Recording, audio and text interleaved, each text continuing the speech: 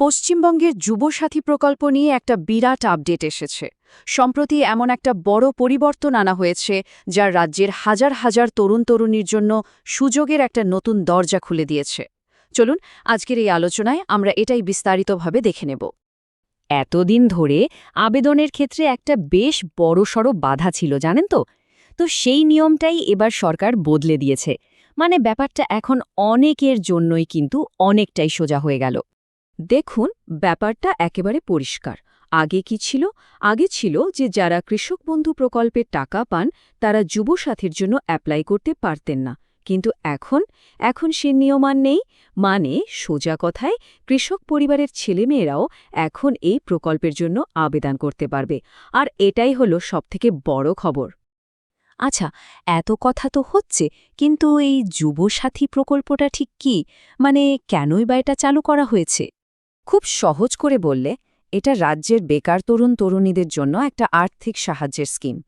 আসল উদ্দেশ্যটা হলো, যখন কেউ চাকরির জন্য লড়াই করছে সেই কঠিন সময়ে তাদের একটু সাপোর্ট দেওয়া, মানে একটা মিনিমাম ফিনান্সিয়াল সিকিউরিটি দেওয়া, যাতে তারা স্বনির্ভর হতে পারে।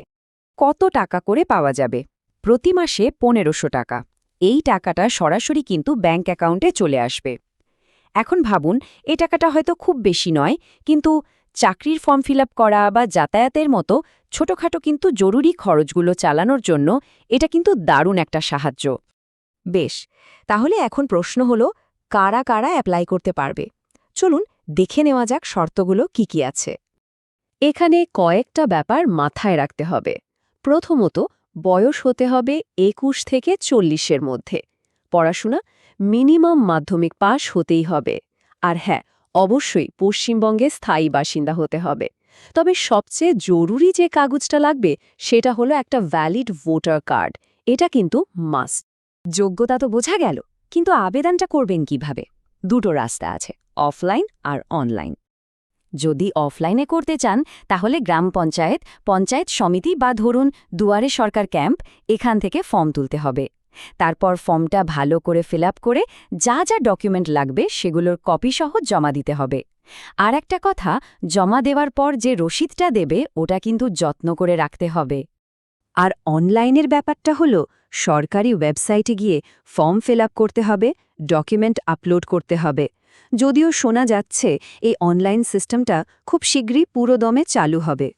অনলাইনে সাবমিট করার পর অ্যাপ্লিকেশন ফর্মের একটা প্রিন্টআউট কিন্তু নিজের কাছে রেখে দেওয়াটা বুদ্ধিমানের কাজ। আচ্ছা, অ্যাপ্লাই করার আগে আরও কয়েকটা জরুরি জিনিস কিন্তু জেনে রাখা ভালো। চলুন সেগুলোও একবার দেখে নিই।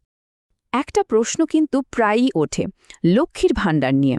দেখুন, যারা লক্ষ্মীর ভাণ্ডারের টাকা পান তারা ইউথ সাথীর জন্য অ্যাপ্লাই করতে পারবেন কিনা, এই নিয়ে কিন্তু এখনও কোনো সরকারি ঘোষণা আসেনি। তার মানে আপাতত ধরে নিতে হবে যে তাদের ক্ষেত্রে কিছু নিয়মকানুন বা সীমাবদ্ধতা থাকতে পারে। আচ্ছা, কারা আগে সুযোগ পাবে? দেখুন, সরকার সরাসরি কোনো প্রায়োরিটি লিস্ট দেয়নি। তবে সাধারণভাবে যেটা মনে করা হচ্ছে, যারা আর্থিকভাবে একটু পিছিয়ে পড়া পরিবার থেকে আসছে বা যারা অনেক দিন ধরে বেকার, বিশেষ করে গ্রামের ছেলেমেয়েদের, তাদের আবেদনগুলো হয়তো একটু আগে বিবেচনা করা হতে পারে। অ্যাপ্লাই করার আগে এই কয়েকটা জিনিস অবশ্যই মাথায় রাখবেন। ১. সব ডকুমেন্টে যেন নাম, জন্ম তারিখ, ঠিকানা একদম এক থাকে। ২. একটা চালু ব্যাংক অ্যাকাউন্ট লাগবেই, কারণ টাকা তো ওখানেই ঢুকবে। আর সবশেষে, ফর্ম জমা দেওয়ার আগে সব তথ্য অন্তত ২ বার চেক করে নেবেন, কারণ জানেন তো, একটা ছোট্ট ভুলে কিন্তু পুরো অ্যাপ্লিকেশনটাই বাতিল হয়ে যেতে পারে। এবার একটু অন্যভাবে ভাবি চলুন। এই যে প্রকল্পটা, এটা আসলে কেন এতটা জরুরি? রাজ্যের তরুণদের জন্য এর গুরুত্বটা ঠিক কোথায়? দেখুন, মাসে ১৫০০ টাকা হয়তো এটা দিয়ে সব হয়ে যাবে না, কিন্তু যখন কেউ চাকরির জন্য পড়াশোনা করছে তখন এই টাকাটাই কিন্তু একটা বড় সাপোর্ট। ভাবুন তো, পরীক্ষার ফর্ম ফিল টাকাটা বা কয়েকটা জরুরি বই কেনার খরচ কিংবা যাতায়াতের খরচটা, এগুলোতে তো দারুণভাবে কাজে লাগবে, তাই না? তাহলে পুরো আলোচনাটার সারমর্ম কি? একটাই, যুবসাথী প্রকল্পে একটা নতুন দরজা খুলে গেল। আর এটার সবচেয়ে বড় সুযোগ কাদের জন্য?